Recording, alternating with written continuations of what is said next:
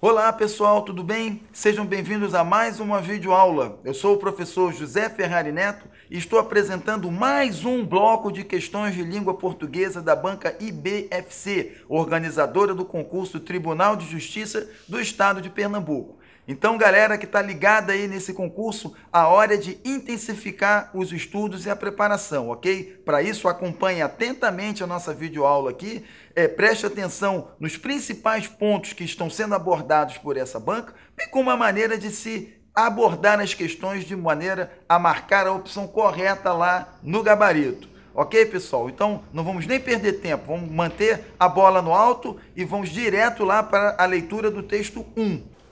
Então, nós temos aí um texto curto, ok, do Luiz Fernando Veríssimo, né, intitulado Vivendo e... Eu sabia fazer pipa e hoje não sei mais. Duvido que hoje pegasse uma bola de gude, conseguisse equilibrá-la na dobra do dedo indicador sobre a unha do polegar e quanto mais jogá-la com a precisão que eu tinha quando era garoto. Outra coisa, acabo de procurar no dicionário pela primeira vez o significado da palavra gude. Quando era garoto, nunca pensei nisso. Eu sabia o que era gude. Gude era gude. Juntando-se as duas mãos de um determinado jeito, com os polegares para dentro e assoprando pelo buraquinho, tirava-se um silvo bonito que inclusive variava de tom conforme o posicionamento das mãos. Hoje não sei que jeito é esse. Então, um texto curtinho aí, e ele vai servir de base para as questões de 1 a 4. Vamos lá começar com a questão 1. Os verbos sabia e duvido, no início do texto, apontam para dois momentos distintos, na vida do narrador. Tais verbos estão flexionados, respectivamente, em quais tempos, pessoal? Então, eu tenho lá o sabia e o duvido. Ora, o sabia, gente, é forma do verbo saber da segunda conjugação. E quando a segunda conjugação termina em ia,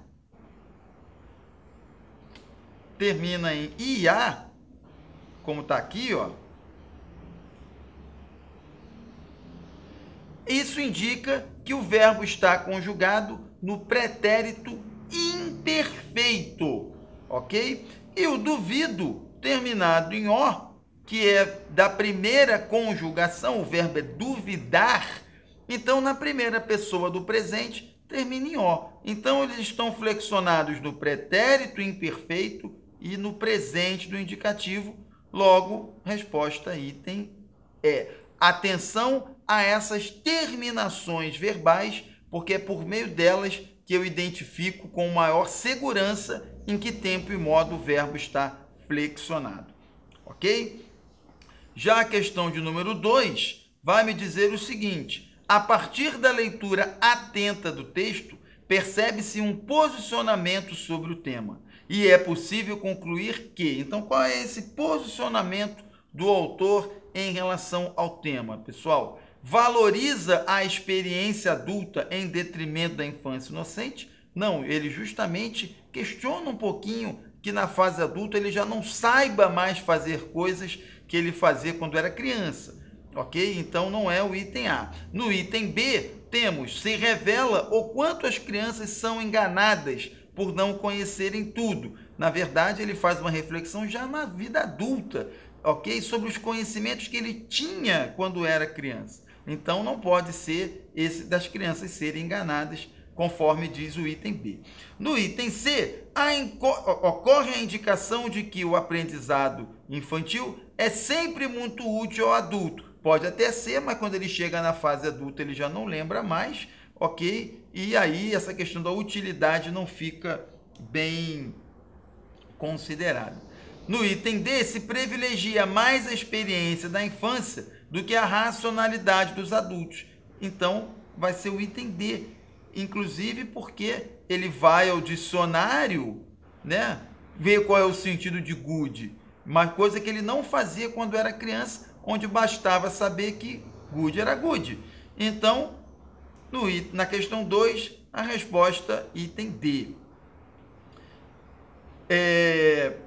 Essa questão 2 é uma questão de interpretação de textos E caso você, candidato, ainda tenha alguma dúvida a respeito, a minha recomendação é a primeira de praticar bastante, a segunda de visitar a nossa videoaula sobre interpretação de textos, postada aqui mesmo no canal. Lá eu dou algumas dicas sobre como você deve proceder em questões típicas de interpretação de texto, como é essa questão de número 2, ok? Na questão do número 3, nós já temos agora o seguinte: para relacionar as orações em eu sabia fazer pipa e hoje não sei mais, o autor faz uso de uma conjunção que deve ter o seu sentido inferido pelo contexto.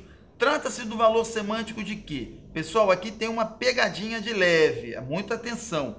O e é uma conjunção normalmente usada com valor aditivo, porque o e é uma conjunção do tipo coordenativa aditiva. Porém, nesse texto aqui, observem que ela une sentenças, une orações com valor oposto. Hoje eu sabia fazer pipa e hoje não sei mais. Então, essa conjunção aqui, ela tem um valor muito próximo da conjunção mas. Repare que eu posso colocar o mas aqui e a frase vai ficar com o mesmo sentido. Eu sabia fazer pipa, mas hoje não sei mais. Então, o valor dela não é aditivo, é claramente opositivo, porque ela é sinônima do mas, ok? O e é uma conjunção aditiva que pode assumir valor adversativo ou positivo também, e é justamente isso que foi explorado nessa questão de número 3. Resposta à letra E. 4. O emprego das reticências do título sugere o quê?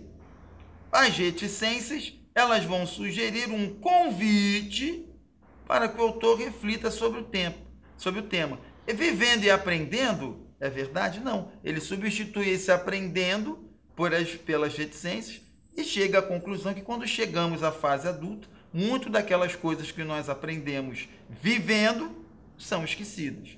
Ok? Então, na 4, item C, resposta correta. A questão 5 e 6 vão ser baseadas aí nesse trecho. Então, nós temos: juntando-se as duas mãos de um determinado jeito, com os polegares para dentro e assoprando pelo buraquinho, tirava-se um silvo bonito que inclusive variava de tom conforme o posicionamento das mãos. Os dois termos destacados cumprem papel sintático adverbial e expressam os seguintes valores semânticos respectivamente. Então, juntando-se as duas mãos com os polegares para dentro, o com, gente, é uma preposição que dá um valor modal, indica modo. E assoprando por onde? Né? Pelo buraquinho. Então, temos um valor de lugar aqui, logo, a resposta da 5, letra E. Essa era relativamente fácil, ok? Bastaria aqui prestar atenção no valor semântico dado pelas conjunções. O com dá o valor modal e o pelo dá o valor locativo, certo?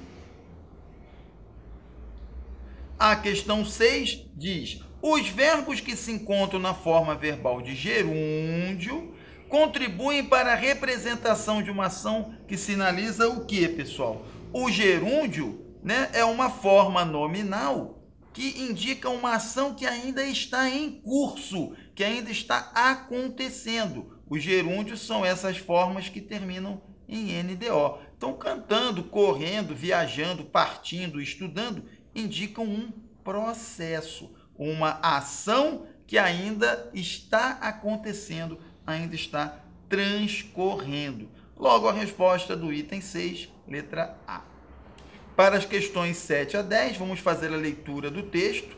Nós temos aqui Maria chorando ao telefone. O telefone toca aqui em casa, atendo. Uma voz de mulher estranhíssima pergunta por mim e antes que eu tome providência para dizer que é minha irmã que fala, ela me diz: é você mesma. O jeito foi eu ficar sendo eu própria. Mas ela chorava? Ou o quê? Pois a voz era claramente de choro contido. porque você escreveu dizendo que não ia mais escrever romances. Não se preocupe, meu bem, talvez eu escreva mais uns 2 ou 3, mas é preciso saber parar. Que é que você já leu de mim? Quase tudo, só falta A Cidade Sitiada e A Legião Estrangeira. Não chore, vem aqui buscar os 2 livros. Não, vou comprar. Você está bobeando, eu estou oferecendo de graça 2 livros autografados e mais um cafezinho ou um uísque. Então, esse texto da Clarice Lispector serve de base para a questão 7, que vai dizer o seguinte: no trecho, e antes que eu tome providências para dizer que é minha irmã que fala, percebe-se uma clara intenção da narradora. Essa intenção corresponde ao quê, pessoal? Corresponde justamente à vontade de não conversar com quem estava ao telefone. Por isso que ela ia dizer que era a irmã dela que estava falando. E antes que conseguisse dizer, a interlocutora descobriu e ela foi obrigada a continuar a conversa. Na verdade, ela queria dizer que era a irmã, porque não queria conversar. E isso remete aqui para o item D. Na 8, na fala, quase tudo, só falta A Cidade Sitiada e A Legião Estrangeira. O vocábulo em destaque denota um sentido de que, se só falta A Cidade Sitiada e A Legião Estrangeira, é porque se estão excetuando, né? Então, item C, ok? Sentido de exclusão, ou seja, esses aí são os únicos que não estão no grupo dos que já foram lidos, ou seja, não estão incluídos no grupo dos lidos, eles estão excluídos desse grupo.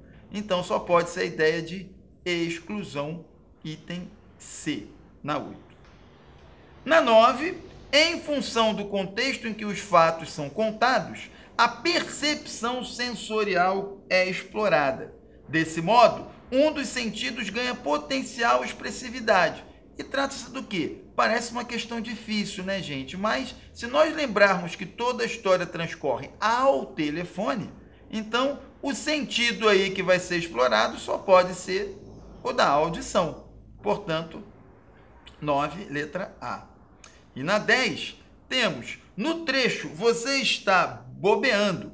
Percebe-se que, com o emprego do pronome de tratamento, no caso aqui o você, a autora consegue fazer o quê? Esse você faz uma referência a um interlocutor específico. Não pode ser um leitor de um modo geral, ainda que o você possa ser usado assim, porque o texto é específico em apontar qual é o interlocutor que está sendo falado.